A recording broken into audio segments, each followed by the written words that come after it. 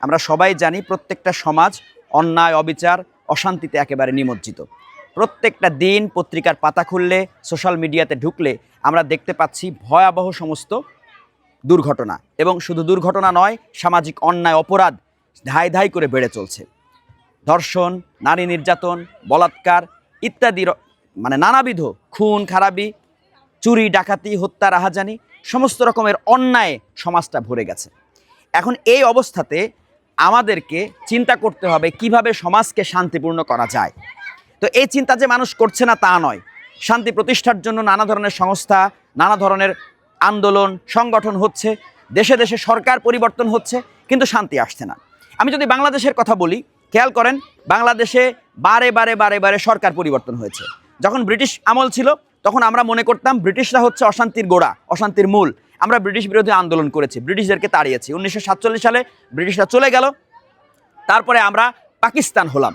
তো পাকিস্তান হওয়ার পরে শান্তি আসার কথা, কারণ ব্রিটিশরা যেহেতু অশান্তির গোড়া, তারা তো চলে গেছে, তাহলে শান্তি আসার কথা, কিন্তু শান্তি আসলো না। আমরা এবার বলা শুরু করলাম না, অশান্তির মূল কারণ হলো পাকিস্তান। তারা পাকিস্তানি বাহিনী, তারা আমাদের উপর অন্যায় অত্যাচার করতেছে, তারা আমাদের এই দেশটাকে শোষণ করে খাচ্ছে। শোষণ, বঞ্চনা, নিপীড়নের কারণে আমরা আজকে অশান্তির মধ্যে আছি। ভালো কথা, এবার পাকিস্তানিদের বিরুদ্ধে যুদ্ধ করতে হবে। আমরা 23 বছর তাদের বিরুদ্ধে লড়াই করলাম, সংগ্রাম করলাম। সর্বশেষ 1971-এ আমরা 9 মাসের একটা রক্তক্ষয়ী যুদ্ধের মাধ্যমে লক্ষ লক্ষ মানুষের জীবনের বিনিময়ে, রক্তের বিনিময়ে আমরা একটা ভূখণ্ড পেলাম। মা বোনদের ইজ্জতের বিনিময়ে আমরা একটা ভূখণ্ড পেলাম। এইবার এই লাল সবুজের নতুন বাংলাদেশ হলো, আমরা শান্তি পাবো। শান্তি কি এসেছে? না, শান্তি আসলো না। শান্তি আসলো না। যেই মানুষটার ডাকে সাড়া দিয়ে আমরা এই দেশটাকে স্বাধীন করলাম, সেই বঙ্গবন্ধুকেই 75-এ হত্যা করা হলো। যারা হত্যা করেছে তাদেরকে জিজ্ঞাসা করুন, তারা বলবে যে আমরা শান্তি প্রতিষ্ঠার জন্য তাকে হত্যা করেছি, অশান্তির মূল ছিল সে। কিন্তু তাকে হত্যা করে ফেলার পরে তো শান্তি আসবে? আসলো না তো। 75-এ তিনটা সেনা অভ্যুত্থান হলো। এরপরে আসলেন জিয়াউর রহমান, তিনি এবার চেষ্টা করলেন দেশটাকে গঠন করার, তিনি সামনের দিকে এগিয়ে নেওয়ার চেষ্টা করলেন, তাকে হত্যা করে ফেলা হলো। যারা হত্যা করলো তাকে আপনি জিজ্ঞাসা করতেন যে কেন হত্যা করলে, তারাও বলতো যে শান্তির প্রতিষ্ঠার জন্য আমরা হত্যা করেছি, সেই হলো অশান্তি করছিল। তাহলে খেয়াল করেন, এরপরে এরশাদ সাহেব আসলো। এরশাদ সাহেব যখন 8 বছর ক্ষমতায় থাকলো, এবার তার বিরুদ্ধে শুরু হলো স্বৈরাচার বিরোধী আন্দোলন।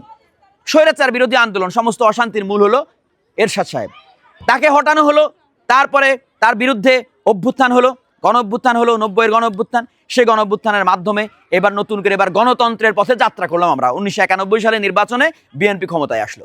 তো বিএনপি তাহলে শান্তি প্রতিষ্ঠা করবে, তো শান্তি প্রতিষ্ঠিত হলো কি হলো না? 96-এর নির্বাচনে বলে দিচ্ছে না, শান্তি প্রতিষ্ঠা হয় নাই। কারণ জনগণ এবার তাদের ম্যান্ডেট ঘুরিয়ে এবার আওয়ামী লীগকে ভোট দিল, আওয়ামী লীগ ক্ষমতায় আসলো। তা আওয়ামী লীগ এবার শান্তি প্রতিষ্ঠা করতে পারলো কিনা? 2001 সালের নির্বাচন তার প্রমাণ। 2001 সালে মানুষ এবার ভোট দিল আবার 4 দলীয় জোটকে। তাহলে এই যে মানুষ বারবার সরকার পরিবর্তন করছে কেন? কারণ চাচ্ছে শান্তি আসবে। এই সরকার পারে না, আরেক সরকার পারছে। এখন এখানে আমার কথা, যদি প্রক্রিয়াতে ভুল করি তাহলে ফল অবশ্যই সঠিক আসবে না।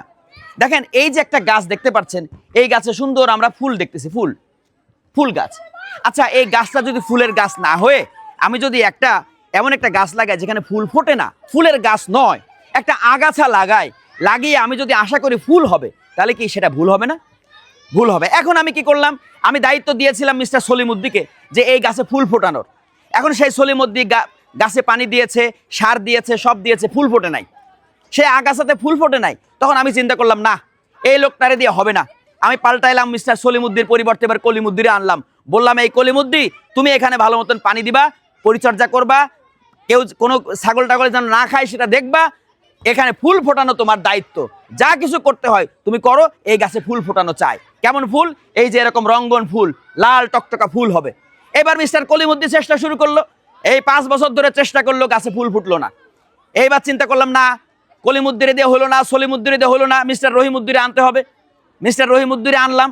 আচ্ছা বলেন, এই কিয়ামত পর্যন্ত যদি সলিমুদ্দি, রহিমুদ্দি, কলিমুদ্দিরা আসতে থাকে, তাহলে সেই আগাছাতে কি এই রঙ্গন ফুল ফুটবে?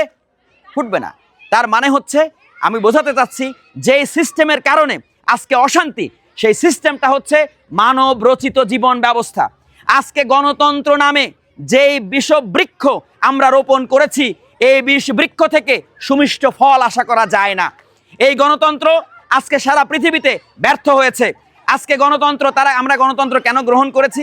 জনগণের মতামত সেখানে প্রতিফলিত হয়, সেখানে বাক স্বাধীনতার কথা বলা হয়েছে, সেখানে মানবাধিকারের কথা বলা হয়েছে।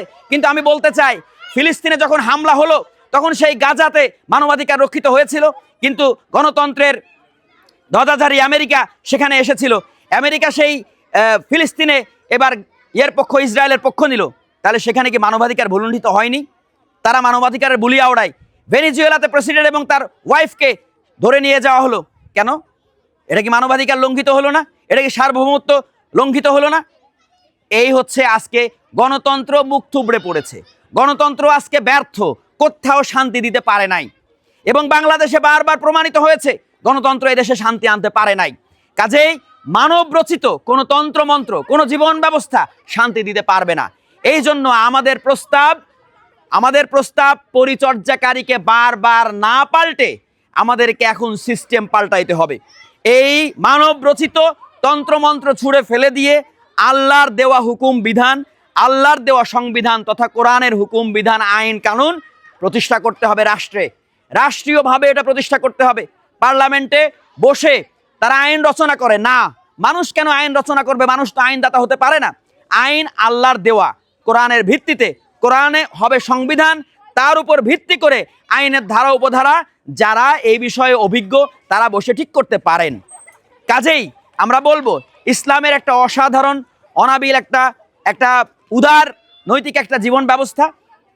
এই জীবন ব্যবস্থা আমরা যদি আমাদের জীবনে কায়েম করি, যদি আমরা কোরআনের হুকুম বিধান মোতাবেক, আল্লাহর হুকুম বিধান মোতাবেক আমাদের আইন আদালত, আমাদের অর্থনীতি, আমাদের দণ্ডবিধি, আমাদের শিক্ষা ব্যবস্থা এই সমস্ত কিছু পরিচালনা করি, তাহলে ইনশাল্লাহ আমাদের দেশে এই অন্যায়, অবিচার, অশান্তি এটা থাকবে না। ইনশাল্লাহ আমরা সারা পৃথিবীকে লিড দিতে পারবো, আমরা সারা পৃথিবীতে আল্লাহর সত্য দিন কায়েম করতে পারবো ইনশাল্লাহ।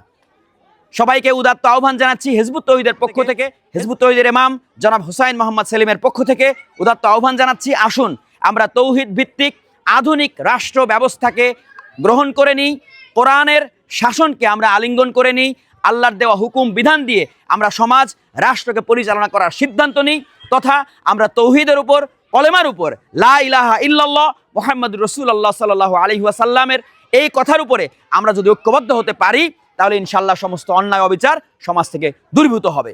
সবাইকে আল্লাহ হাফেজ, আসসালামু আলাইকুম ওয়া রাহমাতুল্লাহ।